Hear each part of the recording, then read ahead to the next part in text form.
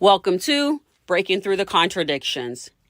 Here we openly discuss various contradictions and challenges that we pass on and also teach our children that, if not addressed, will impact the individual development of each child.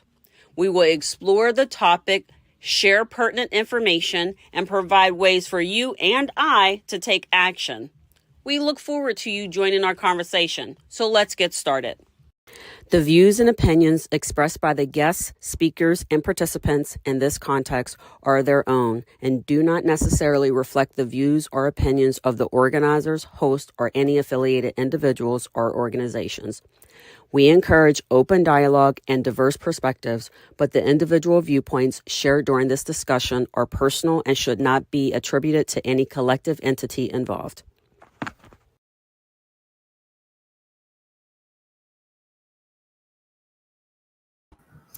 I love it. Every week it just makes me smile. How are you today? I'm okay. I'm alive. Yes, I'm alive, Lord. I'm alive. Sometimes you wonder. I don't know. It could be a little touch and go sometimes. Just trying to make my way out of, feeling kind of heavy a little bit. Yes. I get that. I kind of say, for the longest time, I think we kind of kept it quiet. You keep quiet. You don't say a lot. You try to not, you try really hard not to let people know that you're having a challenge or you're struggling with one thing or another. But I think that's a disservice to our children. So I try to just live life. And then if you have a question or something like that, I just kind of lend to that. But it's okay. If I'm having a hard time as an adult, my whole entire thing has always been, what are we doing to help these children? Because they're going to be having a very challenging time too. But thank you for asking. Absolutely. It's a Thursday.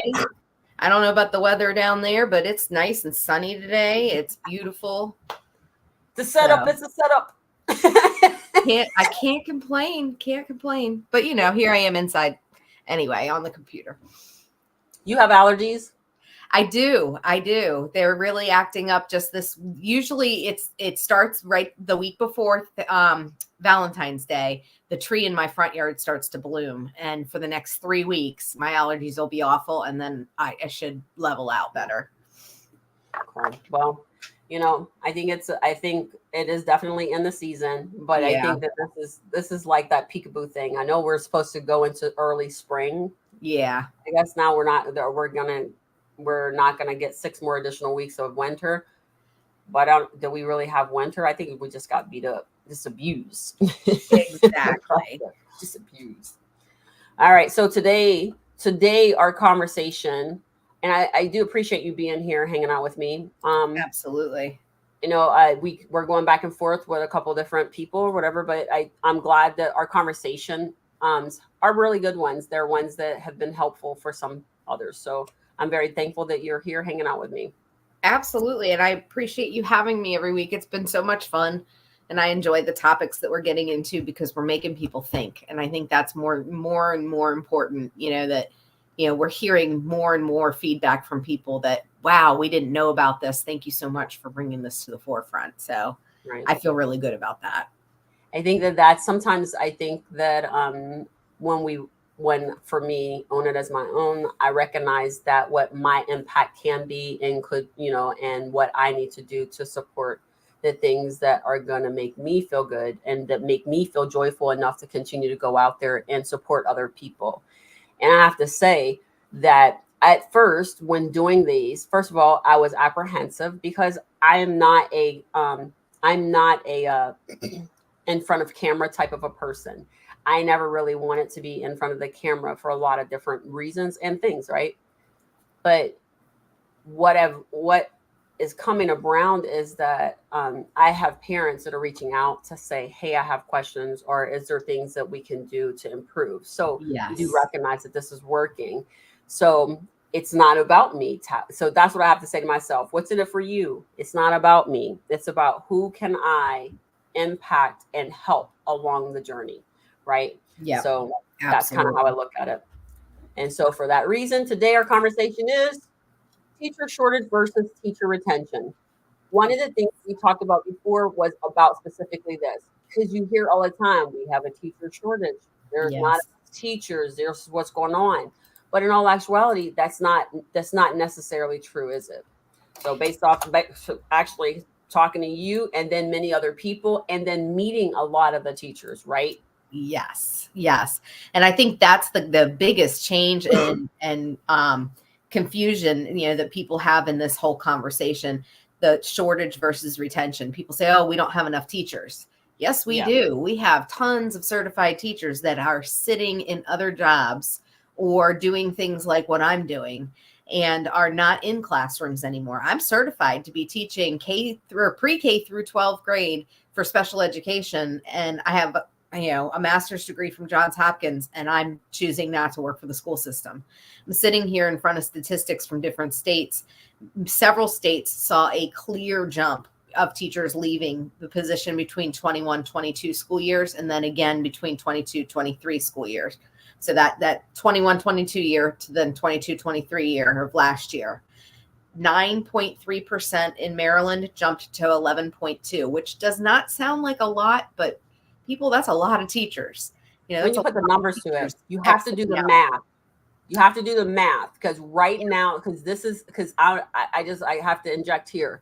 A lot of times people get caught in the number.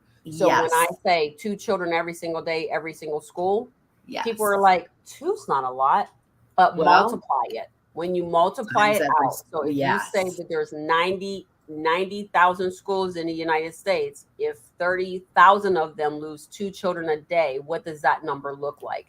Now we're talking things that says it is time for us to do something. So continue on, because I have one school is too many. So I get that. To put numbers to it, Louisiana, they went from 11.1% to 13.9%, which was nearly 7,000 teachers. So, that little 2% that we're looking at, or 2.5%, 2.8%, really, when you boil it down, it's 7,000 people. So, there you go, in terms of that important part. It's a turnover rate of 14% that's up from 11% from the pre-pandemic year. So that, to me, it's over 1,000 teachers more than it's typically been. That, to me, says we've got a problem. And that's just in Louisiana. And the irony in that is that I read a great article about 3 months ago about how Louisiana has no teacher shortage. They claim they have no teacher shortage, but yet they've got a massive retention issue going on.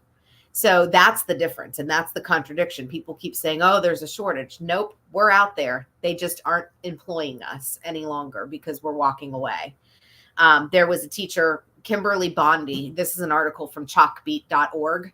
She taught high school for 21 years in a district outside of Charlotte, which I lived there. So I can very much think of exactly where she was and why she left, because she goes on to say her reasons for leaving were all wrapped up in politics. She advocated for remote instruction as well as in-school safety rules such as masking, but because the school system was so adamant to not do what she said, she walked. She taught AP language where, it was very controversial and it wasn't worth, the things that she was having to go through and teach, and how she would just continue to be targeted because she had spoken out. And that's what happens. School districts shut you down the minute you start speaking up. Okay. I got questions right there. Yep. I have questions right there. Okay. So 1, teacher shortage versus non-teacher shortage, right? The bottom line is that there is no shortage of teachers. All of us are teachers in one way or another. But trained teachers are still there. I have run into so many different teachers who are no longer teaching. Yep. So then for me, I went to school and they say, in order for you to identify why you're having these challenges or these hurdles, you have to do root cause analysis. So when we do a root cause analysis, we determine what happens there, what is going on, and why is it working specifically like that, right? Right. And then what do we need to do? What do we need to change in order for us to get the desired outcome we are looking for? In this situation, if the goal is to retain teachers, then why why are you running them out with some of the behaviors that have actually come out of a root cause analysis as to why? Is where you Exactly. survey 100 teachers and they're like, look, because I grew up with people who wanted to be teachers.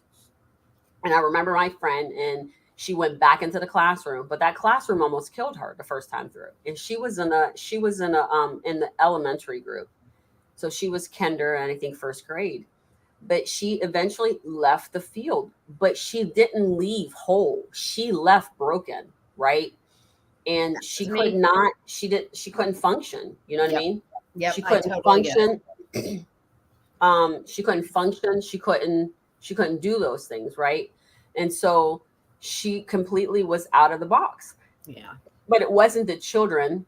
It's always the adults in the space, right? It's either the parents think their child is the only one that's perfect and always has Right. that halo above their head, and it's always the teacher's fault. Or then you get on the other side for administration where I'm saying this is where what my challenge is, and I'm being met with you have to try a different way, or Yeah. that your opinion doesn't count. That's huge right there. Your opinion doesn't count. And that's, I think, a lot of teachers feel that way. You know, their voices aren't heard. People always are, oh, these teachers these days, these teachers these days. Teachers have no control over what's going on. We are just the minions of the politicians that you all are the ones that are voting into office. So if you don't like what you see coming out of schools, then look at who you're voting for. And that's Yes my and no. personal opinion. I That's get my that. personal. That is personal. And I get it because a lot of people are like, you just need to vote. You need to vote. You need to vote. You need to vote everywhere. You need to vote, right? I Right. 100% understand the concept and the understanding of that part. The problem is that once certain people get in, it's very difficult to get them out. And so it takes a lot of effort. And I think a lot of those positions should be based in results. If your results are not favorable with who you are working for, Yes. ultimately you don't need to have a job. So when I go to work for other people, I go to work and they say, here's your list of things you need to do. This is what the expectation is for you to hold this position. In order for you to get invited back to come back to work for me and I pay you, you have to be able to maintain these lists of to-dos and this expectations you need to meet. And then at the end of the year, if you meet all of those expectations and you follow the to-do list, then I will, as an employer, maybe think about giving you a raise. Right. In politics, that is not showing up to be the same, because for as much harm that has come to the masses, there's no reason or way possible for some of these people to still be in position to continue to do harm. That's the part I don't understand. So that also leads into, again, the teacher shortage versus the retention. If the goal is to hold on to your teachers so that they can teach, what do we need to do? What do we need to do as parents and community members to help support the teaching staff to be able to stay in position, minus giving you more money? And the reason why I say minus giving more money, because as we discussed earlier this week, when you have an administration building that's $27 million, you have money to pay your teachers. Right. Right. Well, and the thing that concerns me when I'm looking through these stats, and they have it broken down by most states. So if you give me a state, I could probably tell you what their retention rate I'll is. tell you right now, Texas is having a really hard time. Yes, they are. And that's actually one that's in the article, which is, I wonder why that one was left out. There's only about 8 or 9 actually that are covered in here now that I'm looking through the bottom part of it. But Hawaii is noted in here, and that to me is very telling, because Hawaii has always had a problem not just retaining teachers but recruiting them, because it's so expensive to live there, and their retention rate has gone up from 9.4 to 9.7%.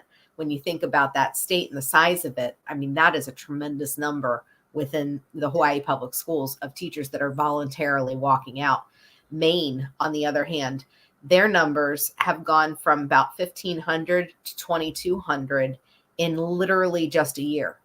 which You're saying I they mean, quit? Or you're saying they they're quit? voluntarily walking out saying, I am done. I'm not Okay. working for the school system anymore. So let's talk about Hawaii and Texas for a moment. Mm-hmm. Hawaii, I was told by natives, people who have been there, born and raised, that the Department of Education from us going into their and onto these islands Mm-hmm. actually caused great problems in their education. I have no doubt. Yes. They said that since the Department of Education has come to Hawaii, that the level of educated students coming through their system has So, decreased and is unfavorable. why So, is that? okay, they had their own way of teaching, and then they adopted the United States Department of Education. And she said, as soon as that happened, it appears as though Makes sense. all of the positive progression that they were making actually no longer was there. Hmm. That makes complete sense, though. When you think about it. The other thing, I know a teacher. You know a teacher that worked there actually. Jackie Scully worked there for quite some time, So what and she she say? went because they were recruiting people from the mainland to come down there. And she said, you get there and you think, oh, this is so wonderful. I live in Hawaii. She's like, the kids are like, all right, how long are you sticking around? Because no one can stay. She said she was there, I think 4 or 5 years, and then the pandemic, or not the pandemic, I'm sorry, the recession of 2008 hit, and she couldn't afford to stay there anymore. But she's from a state where getting a job as a teacher is very difficult.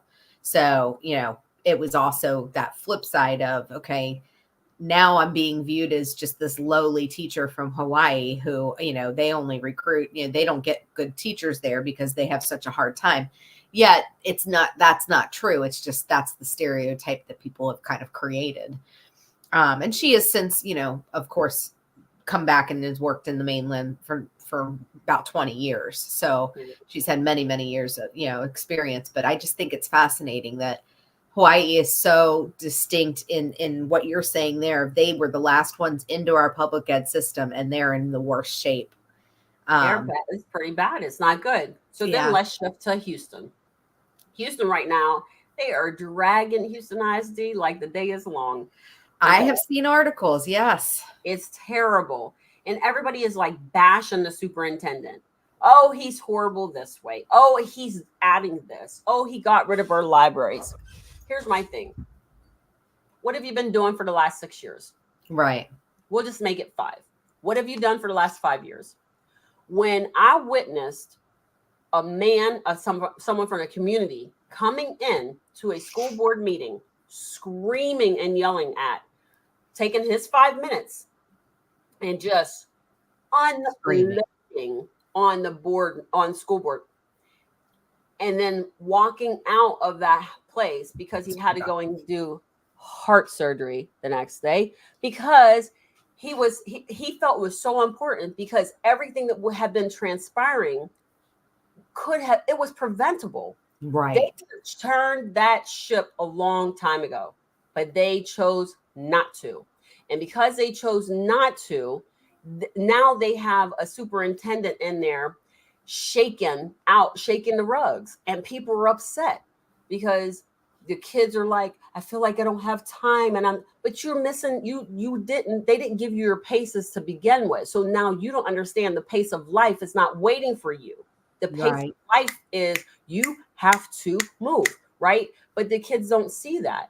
This superintendent, I don't know him personally, but at the same time, I love the fact that he's not willing to sacrifice our children any longer.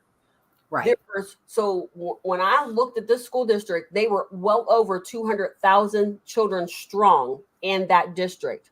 If you look at the numbers now, they are less than 200,000 because so many people have left. Right. And on top of that, you have teachers that are coming out of there screaming, they're not teaching or they're not doing, and this is not happening. And it's always and I remember the one mom said, The one mom, she was like, why can't my kids have this? Why can't we do this? Why can't we do that? And the mom and another parent was like, leave it alone. It's working fine for our children. Here's the difference. The one parent was in a Title I school, and they're incomplete. The hallways were not all complete. The landscaping doesn't look good. The students don't feel seen and heard. Things are not good, trash, whatever. Right. That side, she had an Olympic-sized pool. The landscaping looked beautiful. They have teachers that were loving coming to school. So when you do things like that inside the district, that's why I said, shame on you if you have a $27 million administration building, because Right. I walked into one of these school districts and over the summer, I was working on on a project, and I walked into I walked into at least 10 different schools, elementary schools. And I think in one of them, I wanted to cry. And I was like, what is this school? What is this school? Right. And they're like, this is an elementary school. And I was like, who goes here? Because there was no grass. It was rubbed out. The hallways were dark, so the lights wasn't there. Right. And all of this was happening. And I bet you the heat and the air don't work right. Yes. And oh my gosh, how did you know that? Because I've worked in that kind of building many, many, many times. This is not good. No, and it's so wrong. And it happens. I literally, I think I mentioned to you about walking into a classroom once and there was not even a bookshelf in there. A different classroom at a different school, different district, very, very upper middle class, affluent school. So it wasn't, a Title I school. I had kids that were constantly out sick, and I was teaching in a trailer. And all of a sudden it occurred to me that the pattern of illness had to do with where the vents were blowing in my classroom. They came in and they took the vents apart and they were filled with mold. And it was like, no wonder we all spent all year sick, because the kids were breathing in all of that toxicity, literally. And now, and I'm in North Carolina, so I'll speak to North Carolina in particular. Their retention has gone from 12.1% in 2001 to 15.6%. That's the highest state change that's listed in this article. And that's like well beyond 3% of the teachers in the state of North Carolina that have said, I'm out. And here's the scary part. They're doing it mid-year. The article highlights that not only are these people leaving, but in particular, the state of North Carolina teachers are walking mid-year. And that is so detrimental to kids. I can tell you, I did not leave mid-year, but it crossed my mind. I almost left mid-year. And I think had I had more of a plan, I would have considered it. I think that it's funny. I always said I would never do it, and I ended up not doing it. But I took 2 weeks off to seriously contemplate whether or not I was going back. Okay, so my thing is that I don't know. I think that I could not be. I want to be a teacher sometimes, right? Yeah. So I like the little people. I think little people are cool. I think that they teach us lots of stuff. They teach us things we forget. And there's never a boring day. That's for sure. They are the most hilarious people on the planet. Yes, they are. I'm just like, it's amazing, right? Yes. My thing is that, but people will have to be out there teaching. So when we talk about a teacher shortage, at the end of the day, they're like, okay, so what are we doing? How can we do this? Whatever, Yes. My thing is this: the shortage only exists because the people who own the data are showing you that they don't have enough teachers to cover their classrooms. But when you look at the teacher shortage, first of all, the one thing I needed to touch on, if the teacher doesn't have a voice and everything slides downhill, why do we think for any moment that they will be able to say, now student, you most definitely have a choice and a voice. Right. share it and use it, right? They're not. They're going to squash that. And so what happens is whoever's making the rules gives it to the one who has to execute the rules.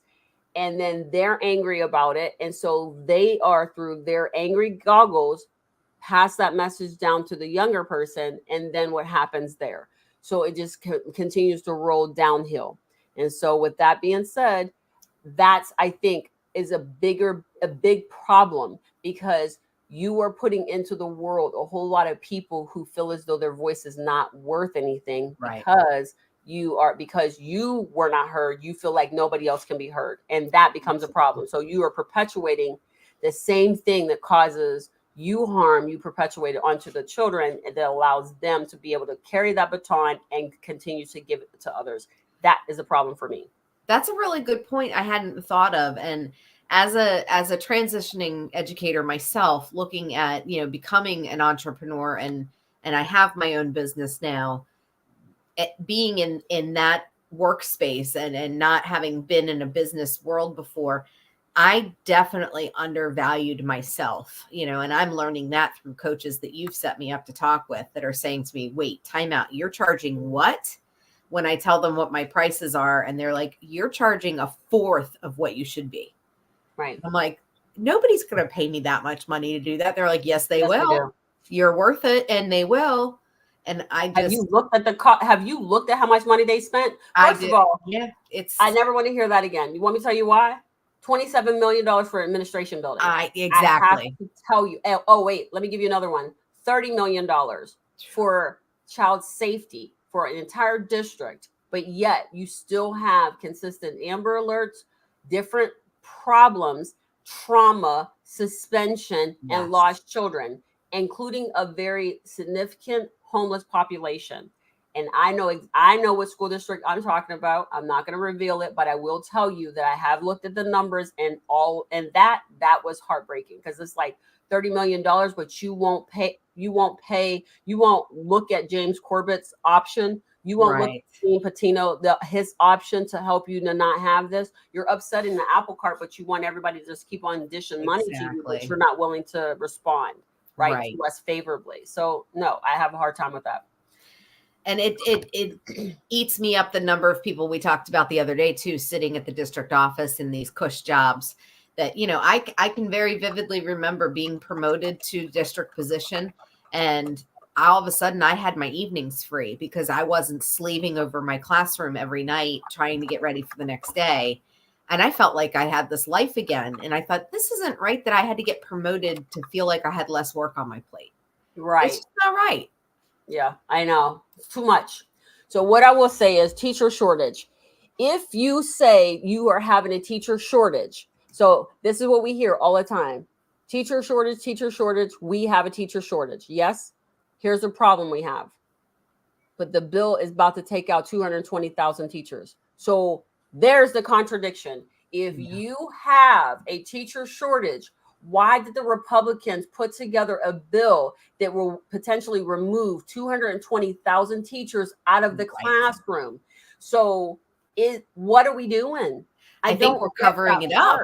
I think if we cut the positions, then we can say there's no shortage. We don't have positions to fill. Yeah. So then you don't have that to worry about. So that's what I'm saying. So for anybody here, at the end of the day, one thing we know, there is not a teacher retention shortage. It's a teacher retention problem. Yes. And if your district is not giving you the results with your children as you feel as though you should have, or what you are anticipating in that education, anything. It's up to you to make a decision on what you want to do next. Me personally, I've told my children, if I knew then what I know now, you would have never been in the classroom. And I will hold strong to. Yeah. And it's that is right there, that statement, that's so telling. If I knew then what I knew now, I totally get it. I mean, I just said to my brother just recently, I wouldn't necessarily tell you that I would put my child in a public school right now. And I am an avid supporter of public education, and I will go down fighting in my life to make it as fair as I can for kids to get that free and public education. Yeah. But so it's one of those things for sure. So that's, I feel like we need to say that. yes. So we always want to leave. I'm really working hard, make sure that I get this out. I want to make sure we leave with an actionable item for anyone who's listening. At the end of the day, when you look at education, and actually I just found a video. I was going to play it today, but I decided not to. I'll probably play it on Tuesday. My thing is that take a look at the budget for your school. Start asking questions to your teachers, figuring out why are they unhappy? If they're unhappy, figure out what it is that they're struggling with.